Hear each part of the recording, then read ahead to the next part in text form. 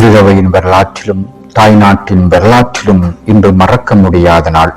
அன்னை மரியாள் தனது உலக வாழ்வை நிறைவு செய்த பின் உடலோடும் ஆன்மாவோடும் விண்ணகத்துக்கு எடுத்துச் செல்லப்பட்ட உன்னதமான நாள். இந்த விழா விசுவாச கோட்பாடாக, அதாவது இறை ஏவுதலால் வெளிப்படுத்தப்பட்ட உறுதிப்படுத்தப்பட்ட கொள்கையாக திருத்தந்தை 12ஆம் பயஸ் அவர்களால் 1950ஆம் ஆண்டு பிரகடனப்படுத்தப்பட்டது.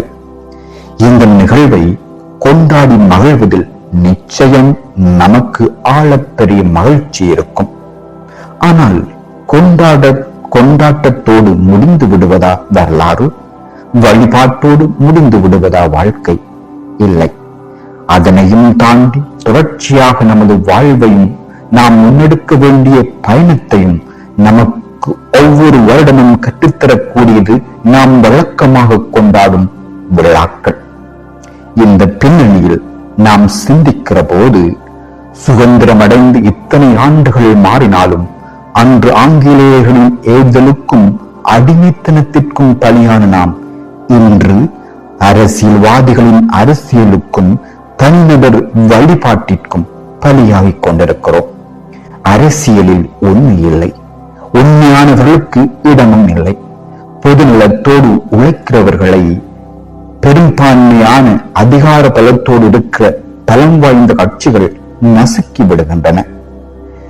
ஏழைகளில் சுரண்டப்பட்டுக் கொண்டிருக்கிறார்கள், வஞ்சிக்கப்பட்டுக் கொண்டிருக்கிறார்கள், ஏமாற்றப்பட்டுக் கொண்டிருக்கிறார்கள்.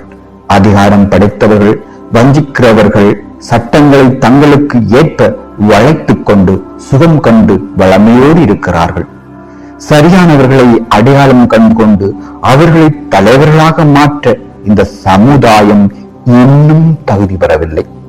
இவ்வளவு பட்டும் இன்னும் திறந்தவில்லை.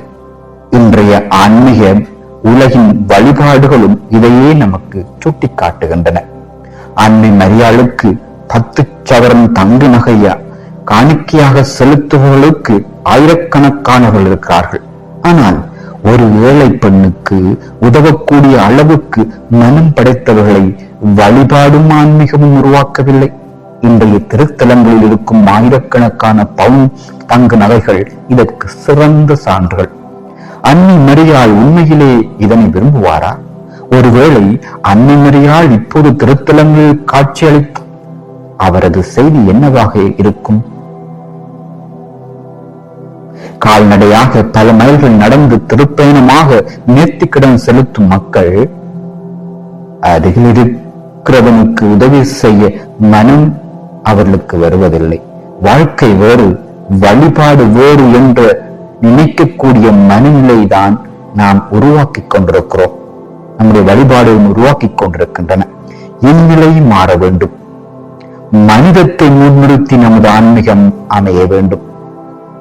விழாக்களும் ஆன்மீக பயணங்களும் கடவுளை திருப்திப்படுத்துவது என்ற நிலை மாறி மனிதர்களை மதிக்க, உதவி செய்ய, இரக்கம் காட்ட, தோள் கொடுக்க, அதன் வழியாக கடவுளின் உடனிருப்பை ஒவ்வொருவரும் அறியக்கூடிய மனம் மக்களில் வர வேண்டும். அதுதான் இந்த திருவிழா, மரியன்னையின் பெண்ணீட்பு திருவிழா நமக்கு விடுக்கின்ற செய்தியாக. வழக்கமான திருவிழாக்களை வழக்கமாக கொண்டாடினோம் என்றில்லாமல் நமது வழக்கத்தை மாற்றக்கூடிய விழாவாக இந்த விழா அமைய எனது வாழ்த்துக்களை தெரிவித்துக் கொள்கிறேன். ஆமீன்.